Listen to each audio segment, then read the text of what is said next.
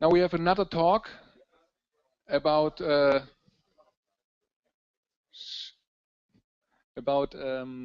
Bitcoin as a merchant. I mean, all the guys who've been there last year.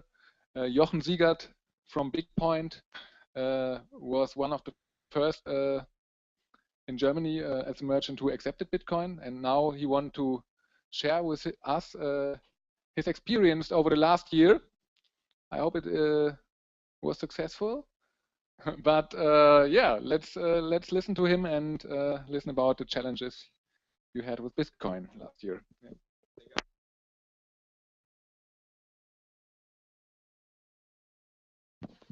Hey guys.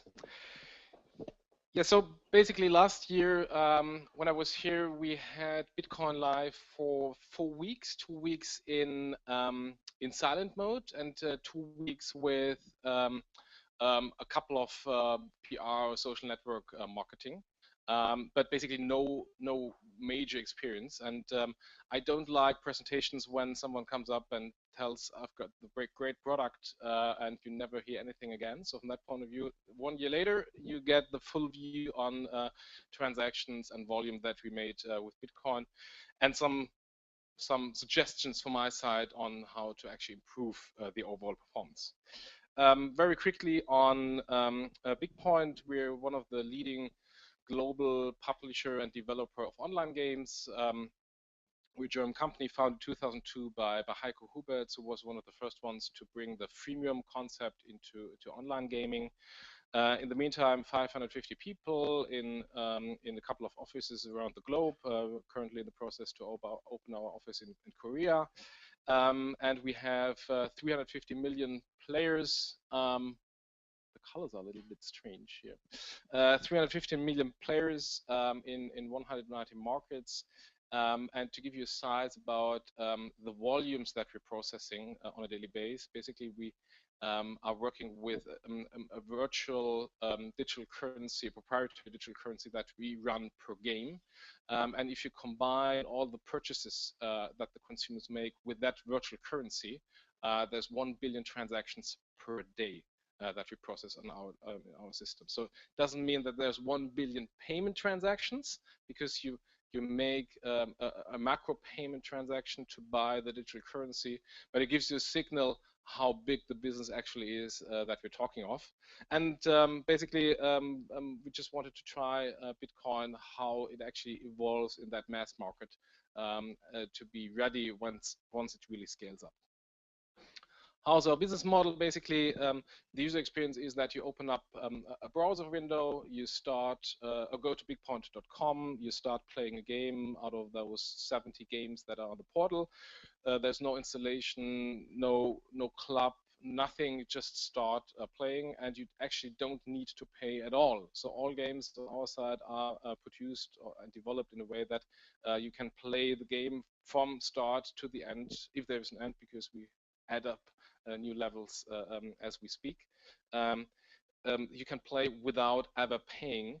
The only reason why you pay is basically speed enhancements and individualization. So one example is here the speed enhancement.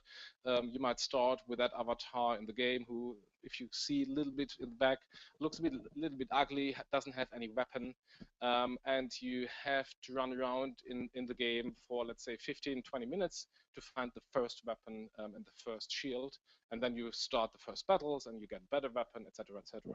But instead of running around 15 minutes to find the first weapon, you can actually decide to buy the first weapon immediately and have just saved the time. It doesn't mean that you need to pay to win. This is a completely different model. It's just time enhancement that you're purchasing if you're spending money on our side.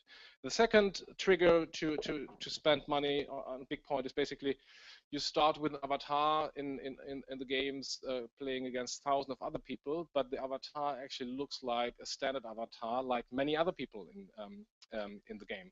And like in the reality, we don't want to look like everyone. Everyone has a different style here in this room, in the globe. It's the same in the game. The people are willing to pay for a different look and feel of the avatar. That doesn't mean that the avatar is then fighting better or more smart in other things. It's just a different look and feel. So people decide about the skin, about the sexual status of the avatar, etc., etc., and that is something that people are willing to pay for. So basically, pretty straightforward business model. And as mentioned 1 year ago, we said, okay, let's try a Bitcoin. There's a big fuzz around Bitcoin. And it offers a couple of advantages, and you see that on the next slide, that made us listen to it, and basically we wanted to be ready once Bitcoin really becomes a mass market tool with regard to the development, because we just wanted to make sure that once we are live, we have a great user experience, and this is why we started a little bit earlier to make the first experiences where it works, where it doesn't work, in which customer segment it works, and then once we've learned that, we really scale it up for other payment methods. If you see here, when we did the assessment of Bitcoin, we made a rough comparison between Bitcoin and other payment methods. And if you start at the beginning, consumer demand, well, there was basically no consumer demand. There was a strong Bitcoin community who is very loud if you listen to social networks, but in our customer segment, there was no demand. I didn't receive any single mail saying, hey, do you offer Bitcoin? I received a lot of emails from the Bitcoin community saying, hey, when do you offer Bitcoin? But it was not a consumer. Yet we said, okay, let's try it, although there was no consumer demand, and the UX, and you see that a little later on, was or still is not so great. But one important point is the point that is, or the points that are here with regard to the backend stuff of Bitcoin. The fees are really cheap. The international exposure is just great. It is, per definition, an international scheme. You don't have any hassles to get the money from whatever part of the world to back to Luxembourg, where our monetization entity is based. So from that point of view, that was, as it being an international merchant and targeting many international countries, that was one of the big pros that Bitcoin gave to us, compared to many other payment methods. And this is why we said, okay, Bitcoin is strong in the backend, fraud, fees, and international part. In the consumer demand and user experience part, that will come sooner or later. This is why we said, okay, let's give it a try and find out where it works, in which country it works, and what segment of our target group is actually using Bitcoin. So this is a number that you saw last year, and I asked the people to vote and showed them this is the amount of transactions that we made. And the question at that time was, okay, 10 transactions, was it per day, per week, or per month, or I think also as per hour, I don't know anymore. The unfortunate situation at that time was it was 10 transactions within the 4 weeks after we went live that were completed via Bitcoin. So not a huge success at that point in time. Now there's another figure that I want you guys to raise the hands, 11,000 euros. Is that the number that we processed with Bitcoin on a weekly, on a monthly, or on a yearly base? So please raise your hand. On a weekly? On a monthly? And on a yearly? More or less the same. Actually, it's the yearly base. So we made 11,000 euros net payment volume. So in our systems, we always deduct the VAT. This is why you have to add up the Luxembourgish 15% VAT for the European countries. It is not a lot. So if any other payment method had a performance like that, it would have been wired off immediately. So we wire off payment methods with much higher transaction volume compared to that one. But it's still kind of a test lab, and this is why we keep it open. But it's not yet in a position where we all can say that Bitcoin is really a tool that is being used by the mass market. And basically, we're talking about mass market. I know that there's other merchants who actually predict or mention other numbers, the famous Overstock example. I think that is very specific to the Bitcoin community, because Overstock is selling the items that the community needs, the hardware, etc. We're more entertainment in the mass market, and therefore, yes, there's a couple of people in the Bitcoin community who like to play, of course, because we hadn't had the 11K volume without them. But it's not yet in the segment where actually your brother, your mother, your neighbor are using Bitcoin as a payment method, and this is what we need to have at Bitcoin at Bigpoint with regard to the Bitcoin usage. So here's more detailed analysis on the payment volume as well as on the transaction volume. So with regard to red, this is the payment volume, the development of the monthly payment volume from September last year to now August this year. And the blue is the amount of transactions on a monthly development. So if you look at the beginning, I was super happy because it doubled basically month by month. I said, okay, if it goes on like that, then maybe mid of 2014, I'm gonna have really fun with Bitcoin. Unfortunately, okay, there was the usual gap after December, the usual e-commerce dip that goes down anyhow. But then the famous Mt. Gox problem appeared, which actually was, of course, a problem hitting Bitcoin overall. Then in May, we decided to switch off Bitcoin in countries where we didn't see a lot of take up and where we had a lot of payment methods. So for example, Western Europe, where you have, in Germany, I think we have 8 or 9 payment methods on our checkout page, and just having the 10th or the 11th payment method reduces the conversion because customer is more confused about the amount of payment method that he sees rather than just clicking to pay. And this is why in those countries where we had a lot of payment methods and didn't see a lot of local payment usage by Bitcoin, we switched the plug again. But in other countries, it's still there, especially the development markets, it's still there. If you look at the volume, it didn't have huge impact. On the contrary, I might say, hey, we switched it off in a couple of countries and it rocketed. So actually, if you go on with that, we should actually switch it off with more countries to increase the overall usage. No, just kidding. Then why it actually went up like that, to be honest, I don't know. There is no reason, so this is not linked to our overall performance. There's no reason why it should have rocketed at that period of time. However, if you look at the volume and the transactions, it's still very small percentage of Bitcoin usage, and therefore you might have a couple of customers who just transact more, and as the overall volume is so small, it actually can bias the overall numbers. From that point of view, I don't know what happened here. And the downtrend again is the usual summer downtrend. People tend to be at the beach rather than at home and playing on the computer. So this is our, like the December peak, the summer downside in gaming. So from that point of view, that is again kind of okayish. Why it went down like dramatically like that again is more an indication that the numbers from May to July were biased by a few customers who just transacted a lot and who biased the overall figures. Here is a example of the top 15 countries, top 15 performing countries by transactions and by volume, because that differs a lot.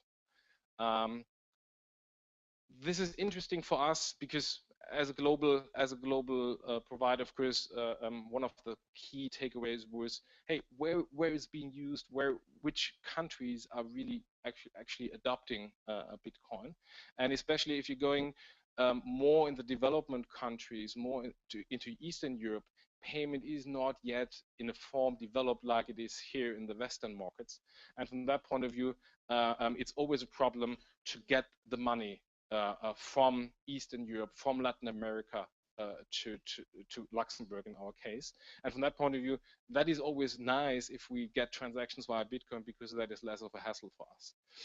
Interesting is Ukraine, number one with regard to the payment volume. a second. With regard to the payment volume, the experts told me, well, clearly that is linked to mining and the mining industry, and this is why Ukraine is so big. So this is very interesting. Also with regard to Finland, Finland is number one, on the number 2 transactions, and number 3 on the payment volume, and Finland in our numbers is basically not existing. So we're not big in Finland with regard to gaming, and from that point of view, that's also nice to see that one. There was a question. From how many countries altogether did you ever receive a single Bitcoin payment? So 15, is it 20, or is it no, all it's countries? more. It's more. I have to have a look at the Excel sheet there. Would be an interesting map to see. I would say 30, 40 or so, but I have the Excel sheet here. Thanks. Did you try to promote or push the usage of Bitcoin as payment method at all, or Yes. did you just Yes. offer it as one of 100 options? Yes, good point. When I was at home this morning and watched the webcast, I don't know who, but someone said, yeah, well, Bitcoin will increase with the usage if the merchant hand over the savings, the payment cost savings to the consumer. This is what we did right from the beginning. So basically, if you click on Bitcoin, the customer gets 5% more in-game currency compared to any other payment method. So from that point, we really incentivize the Bitcoin usage, and yet it didn't take up so largely. So what are the roadblocks to mass market? What is actually hindering Bitcoin to become a PayPal or bigger than PayPal? I think the most important factor is the consumer. And that is where I personally believe there's still a lot of work to be done by the Bitcoin ecosystem and by startups with regard to bringing the values and the value proposition of Bitcoin to the consumers. We, as mentioned at the beginning, we really see a lack of demand in our customer base. The user experience is kind of okay, but not really great. The access to Bitcoin is to some extent a problem. The usability, and you will see that later on, and the value prop. Why should I use Bitcoin versus PayPal versus cash versus card? It's not yet there to say, okay, here's the huge differentiating factor compared to other payment methods. Therefore, I drill it down a little bit by cluster. Purchases of Bitcoin. I would say it's more convenient to buy illegal drugs out there on the street compared to Bitcoin. When I wanted to purchase Bitcoins, and I asked some people here in the room, hey, what are the do's and don't do's to acquire Bitcoin? I got a lot of interesting notes saying, oh, well, we shouldn't keep the Bitcoin at a wallet on the internet because you don't have trust. Best is to actually look on a market, find someone and meet that person, hand over the cash, and then you get the key. It's easier to get the trucks out there. So from that point of view, I think that there's a lot to be done with regard to making things easier. And I think Yakuna is one of great example who have the opportunity to bring that to the consumer. I think that is one of the first things you need to make the access for the consumer much easier. And we don't talk about us here. It's straightforward. Everyone understood it, and it's not a problem. Talk about your neighbor, the famous mother or grandmother that was mentioned also this morning. Those are the people that need to understand it and don't need to have any hurdles to get access to Bitcoin. Second thing is spend your Bitcoins. Whenever I talked with my peers about Bitcoin, where they always said, hey, why did you do that? And what's about Bitcoin? And can you explain it more? They always saw Bitcoin as a financial services tool to actually speculate, like gold or whatever. They never saw Bitcoin as a payment method. One reason might be the fact that Bitcoin is also seen by the Bitcoin community more to hold Bitcoin funds rather than to spend it. And if the numbers are right, I learned that 1,000 people own 50% of all available Bitcoins, and there are just 50 people own 25%. So it doesn't help none of us if the Bitcoins are held somewhere in a wallet and being speculated that the value increases. It's very important that transactions are happening, because without transaction and success stories, other merchants won't wake up and will not implement Bitcoin. So from that point of view, that is a crucial thing because you need to spend to a merchant who implements Bitcoin that there is the demand from the consumer and the usage of the consumer. If both is not existing, it's really difficult to convince merchants to go the implementation way. The user experience of the Bitcoin wallets, depending how you see it, has become better, and I have a screenshot with me, but it's still not yet there compared to PayPal and other easy, straightforward payment methods where they have 15 hundreds of people just doing nothing rather than daily active user optimization, user experience optimization, and all that stuff. So don't underestimate that stuff. And I think a lot of the startups in that segment have gone that way already and have done a great job, but you need to continue. It's not yet there. And the value prop, I think that is one of the most important things. Why should I use Bitcoin? I have a couple of cards in my wallet. I have cash. I have a couple of online payment methods. Probably our friends from Apple are going to introduce something next Tuesday. Why should I use Bitcoin? So there's not yet that differentiating factor about rather than saying, yeah, it's a cool thing and it's independent. Yes. But a consumer really has to understand what are the advantages of Bitcoin. And I totally appreciate we merchants should actually also take our share with that and provide things like Bigpoint is offering the more payout of the virtual currency if you pay with Bitcoin. So to actually hand over the savings to the consumer, but it has to be more. So there needs to be around that more value proposition to the consumer to actually use it. So with regard to the user experience, hardly to see. This is the wallet that I showed last year. So my wallet that is here on the computer.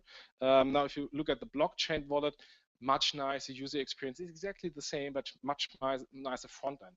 It's okay, but it's not great. If you look at PayPal, which just allows one button, pay here, and a small cancel button, and gets the crappy shit out of the view from the consumer. And just look here, this computer. This is Unix.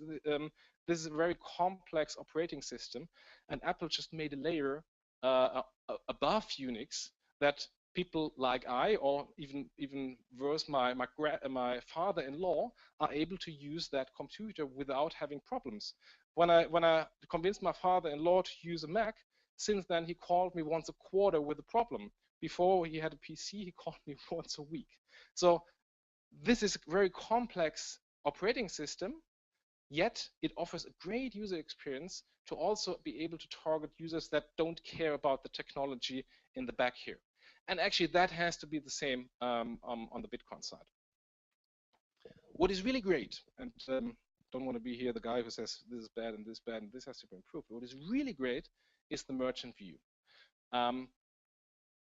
I, as a merchant, don't need to take care about the whole hassle that comes with Bitcoin. The regulation we heard about the New York stuff this morning, the fluctuation of the exchange rate of Bitcoin. I simply don't care. I have an API. I send a message to BitPay saying this is a 5 years transaction. There's the calculation there to Bitcoin. I get paid in euros. All the crappy stuff is being outsourced. And that is great from a merchant point of view. And that is also the step that, from a consumer point of view, the community still has to go. So from that point of view, that is great. Of course, there's improvements, yes. But from an overall merchant value proposition point of view, this is just great.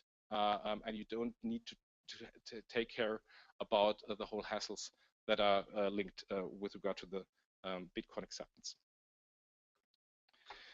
Finally, a reality check. Not a year ago, in January, there was a video blog from Adrian here at Startplatz, and he interviewed me, Oliver Tüllmann, and Stan. And part of that process was basically to come up with a prediction in January this year where the Bitcoin value is for one Bitcoin end of this year, so by December 31st. And we had a couple of interesting projections, 8,000 euros from Adrian. I was very skeptical, 1,500. Oliver made a guess of 8,400, and Stan was the super optimistic guy with $10,000 for one Bitcoin. So yes, there's a couple of months ago, and Adrian already mentioned, well, after the Bitcoin conference, we can prove that the value has gone up in the past. So let's see if it triples by now, and maybe it goes to my direction. But this is just an example. We all in this room live in a kind of a distorted, biased world. What we think is okay, what we think is standard, is not standard for the people out there on the street. So from that point of view, this is an example. And I was always skeptical, and you see from where we are today and where my skeptical view was, that how far that is away. So from that point of view, just get grounded, think of what is the need for a standard user, and then Bitcoin can become a great tool and a great option with regard to payment. And this is where the whole ecosystem has to go to. That is my just learnings now from the last year. And I keep it up. Bitcoin is there. I keep up the 5% bonus in our countries where it's still available. And I'm interested to see the development of Bitcoin in the future, because basically the whole work is done. The integration on our side is done, and now we just keep it there and keep it live. Of course, one day, if there's no transaction or hardly any transaction, we have to pull the plug. But until then, we keep it open and hope that to see maybe next year a trend in the other direction to have even more transactions with Bitcoin in our systems. Many thanks.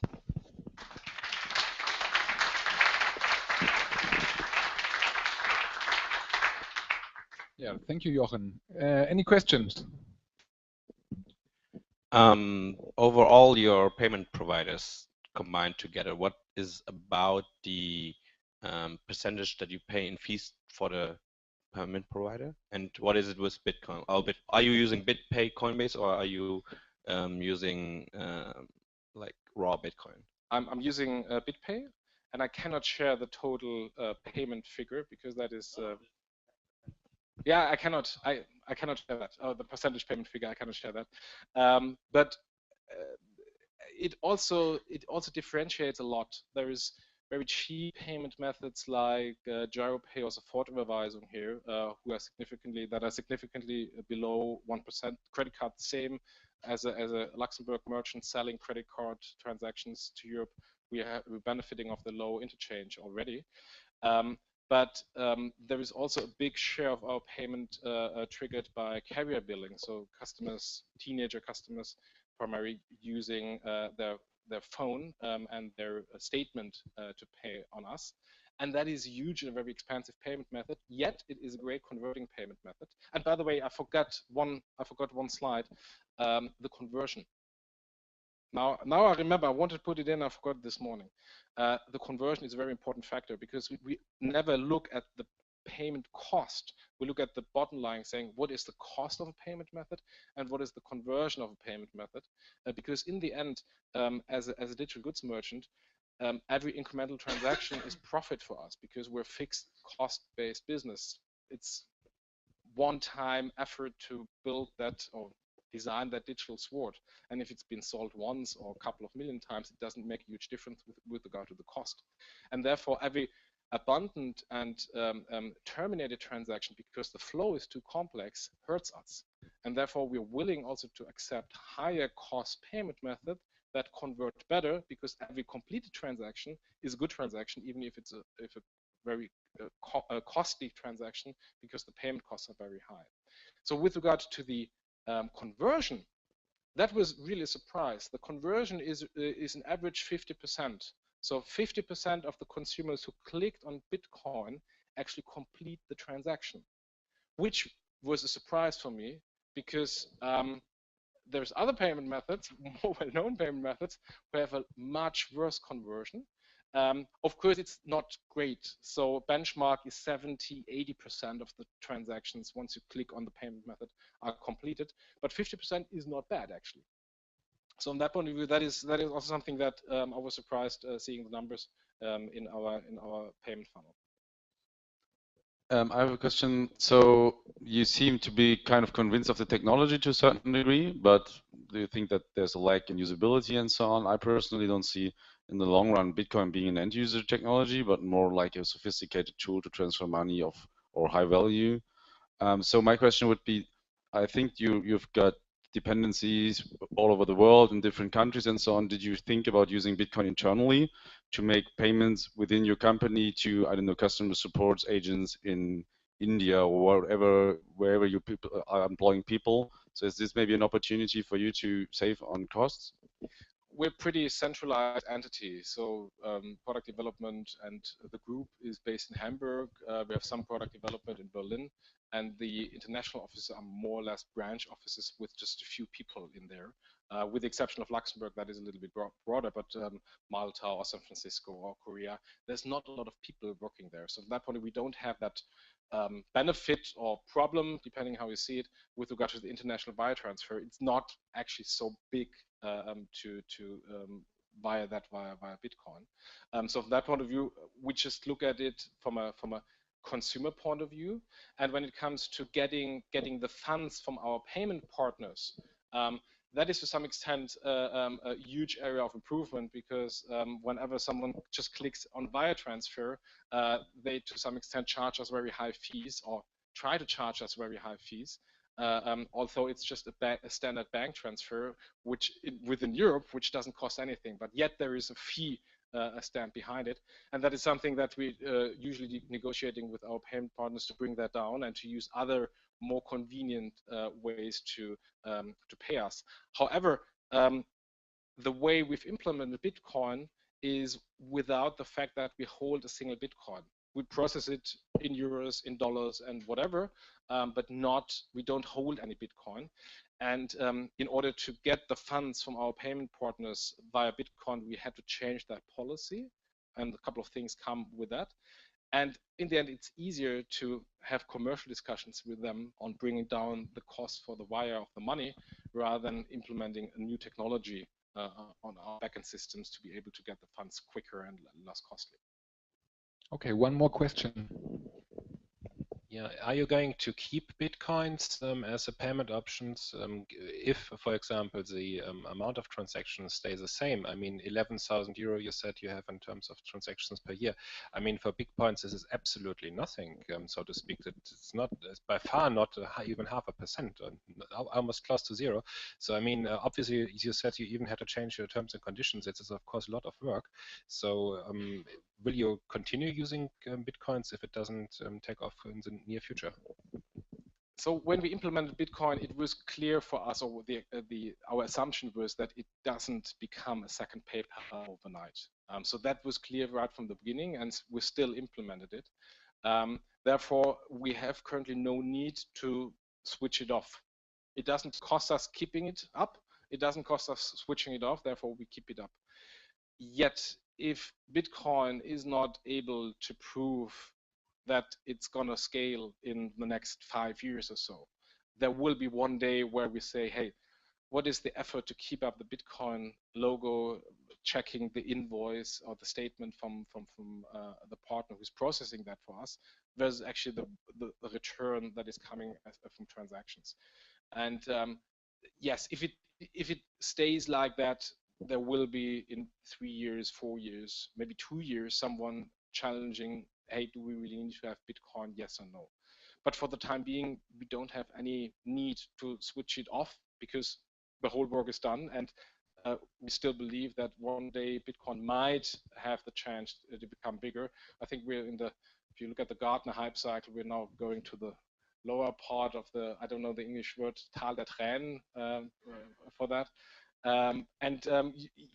Either it disappears, or there's going to be finally at the end of that valley a rally to become really an incumbent, and we're going to see if it really works out or not. That's one last question. Do you pay your employees in Bitcoin, or would you be willing to do it? No, we pay. You want to work for Bigpoint? I'm just interested about how involved are you with the Bitcoin ecosystem? No, we're paying them in euros or in dollars, of course. And as mentioned, we don't hold any Bitcoin. So on that point, it would be a transfer from euros into Bitcoin, then giving the Bitcoins as a salary to the employee, and then usually the employee also changes it back into euros or dollars.